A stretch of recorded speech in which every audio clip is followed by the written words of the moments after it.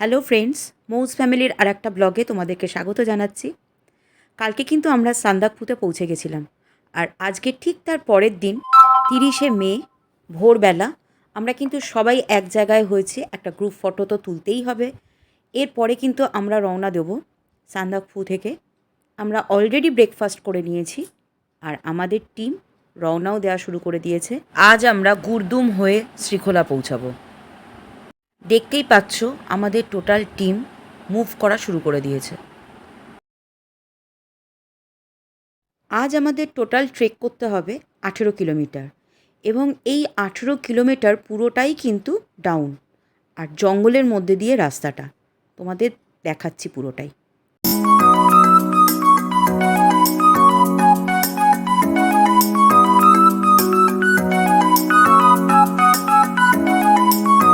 শ্রীখোলার সমুদ্রতল থেকে উচ্চতা 6,900 ফিট, অর্থাৎ আজ আমরা 11,930 ফিট থেকে নেমে আসব 6,900 ফিটে।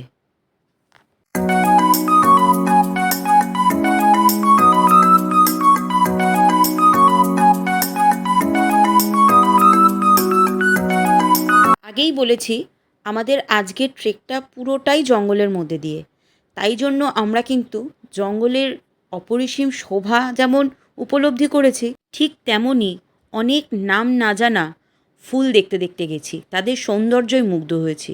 শুধু তাই না, এখানকার যেটা বিখ্যাত ফুল সেটা হচ্ছে রডোডেনড্রন, সেটাও কিন্তু আমরা অনেক দেখতে পেয়েছি। তার মধ্যে যতটুকুনি ক্যামেরাবন্দি করা গেছে ততটুকুনি তোমাদের সঙ্গে শেয়ার করতে পেরেছি।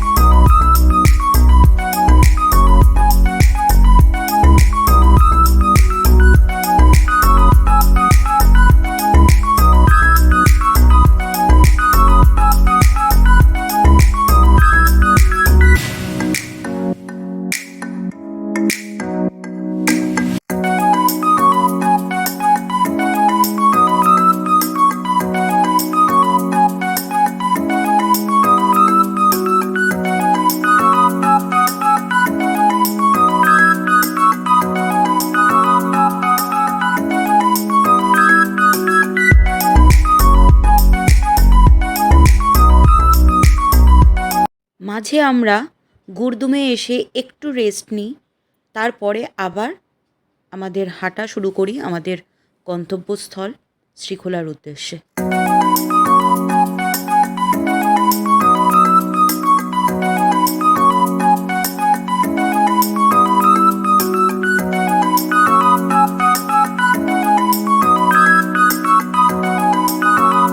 জঙ্গলের শোভা উপলব্ধি করতে করতে এগিয়ে আসি, এবং সামনে পড়ে পাহাড়ি ছোট্ট নদী।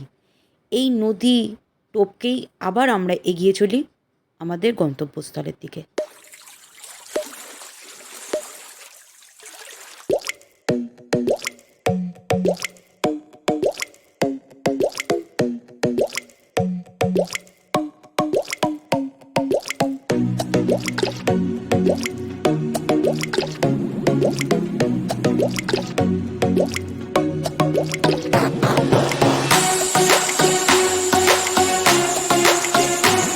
এরপর একে একে আমাদের টিম মেম্বাররা এসে পৌঁছে যায় আমাদের হোমস্টেতে।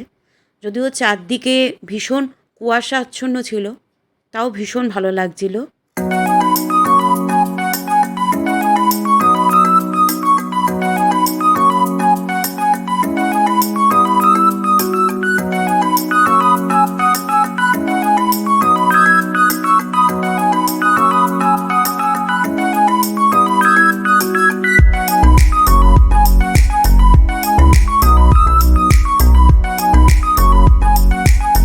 এরপরেই শুরু হয় আমাদের ক্লোজিং সেরিমনি, যেখানে আমাদের সমস্ত টিম মেম্বাররা প্রত্যেকেই এক জায়গায় হয়েছিল এবং প্রত্যেকেই তাদের এই ট্রেকিং প্রোগ্রামের অভিজ্ঞতা ব্যক্ত করে।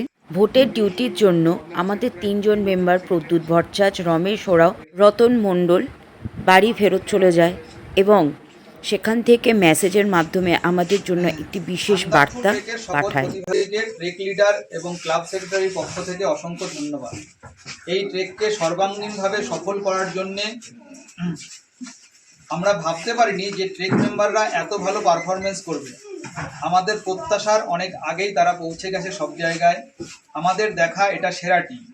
আমাদের দুঃখ যে আমরা এত ভালো টিমের সাথে শেষ পর্যন্ত থাকতে পারলাম না। সবাই ভালো এবং সুস্থভাবে প্রোগ্রাম কমপ্লিট করে বাড়ি ফিরবেন। আগামী প্রোগ্রামগুলিতে আমরা আবার আপনাদেরকে পাশে পেতে চাই। এই ট্রেকে যদি কোনো ভুল বা ত্রুটি হয়ে থাকে তার জন্য ক্লাব পক্ষ থেকে আমরা ক্ষমা প্রার্থী। ধন্যবাদান্তে প্রদ্যুৎ ভট্টাচার্য, রমেশ ওরাও, রতন মণ্ডল। আপনাদের সঙ্গে পরিচয় এবং জীবনে ফার্স্ট টাইম ট্রেক করলাম। পুরো কমপ্লিট করতে পারিনি, কিন্তু যতটুকু করেছি ভালো লেগেছে। আপনাদের সব অ্যারেঞ্জমেন্ট লেপচাখা অর্গানাইজ থেকেই প্রথম এতগুলো লোকের অ্যারেঞ্জমেন্ট, আর তাদেরকে গাইড করে নিয়ে যাওয়া, খাওয়া দাওয়া, থাকা শোয়াটা আমার কাছে পড়ে, কিন্তু এই ট্রেকে যে নানা জায়গায় বিপদ হতে পারে তাদেরকে গাইড করে এন্ড টু এন্ড নিয়ে যাওয়া, এটা একটা বড় দায়িত্ব, যেটা new experience.